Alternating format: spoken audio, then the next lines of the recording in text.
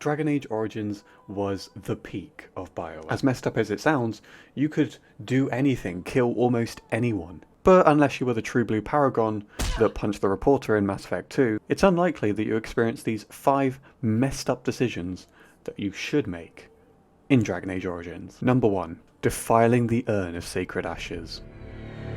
No! So if you've played Dragon Age Origins, you know that you need the support of the Isle of Redcliffe, and you know that to do so, you need Andraste's ashes to save his life. But no one said anything about needing the urn that holds the ashes. Eventually, as you make your way through the ruined temple, you encounter Colgrim, the leader of a group of cultists. He asks you to defile the ashes by pouring blood on them. And unfortunately in this scenario, if Leliana and Wynn are in your party, you might be forced to kill them. But don't worry too much about Leliana. She'll mysteriously return in Dragon Age Inquisition, just like nothing happened.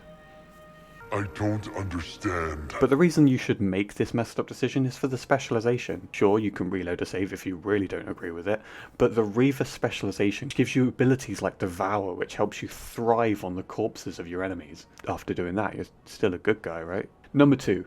Making Balin king. A true example of sacrificing justice for the sake of Ferelden. Or in my case, for the sake of my poor castless dwarf. Balin certainly doesn't deserve to rule, but unlike Harriman, this ambitious snake has some brave new ideas about how Orzammar should be run. Now, it doesn't help that he orders Harriman to be executed if you do side with him, but the guy not only wants to give castless dwarves certain privileges that they didn't have before, but he wants to improve trade and relations with the surface. I think Varric would approve. Number 3, don't destroy the anvil. What better, or rather worse, way to lead on from Balin than a decision that ultimately leads innocent dwarves to be forced into servitude for the rest of their lives? If you sided with Balin, you'll find that while not destroying the anvil has its perks, including a living paragon and an army of stone or metal men, Balin will later force dwarves, non-voluntarily, to become golems. And if that's not evil enough, you'll again be forced to fight a companion in Shale. And aside from killing numerous birds and chickens, what did Shale do to deserve this? Number 4. Sparing Loghain. Loghain did some pretty disgusting things after he betrayed the good, yet somewhat ignorant King Cailan, including selling out alienage slaves to Tevinter.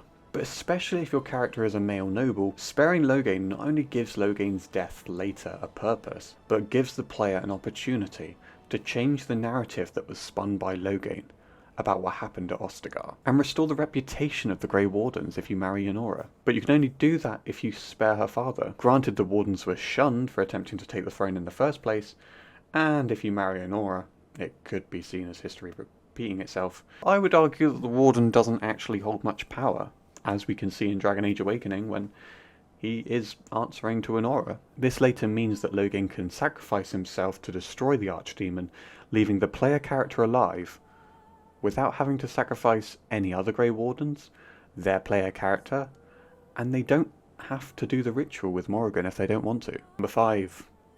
Sacrificing Connor.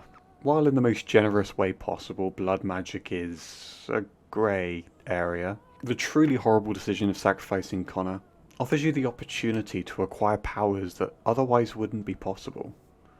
Just like the Reaver specialization, you can become a blood mage if you sacrifice Connor. Now, whilst I believe this is a truly messed up decision to make at some point, reloading a save is probably ideal, because then you at least have the blood mage specialization and you don't have to kill a child. And if you were to try and rationalize blood magic, if you take Morrigan's beliefs to heart about blood magic, she was raised by Flemeth, a woman who was able to tell that Loghain couldn't be trusted, and had an inkling about the fate of Ferelden and what the player character's role in it was. Surely if she doesn't look down on blood magic, then it can be safe to use?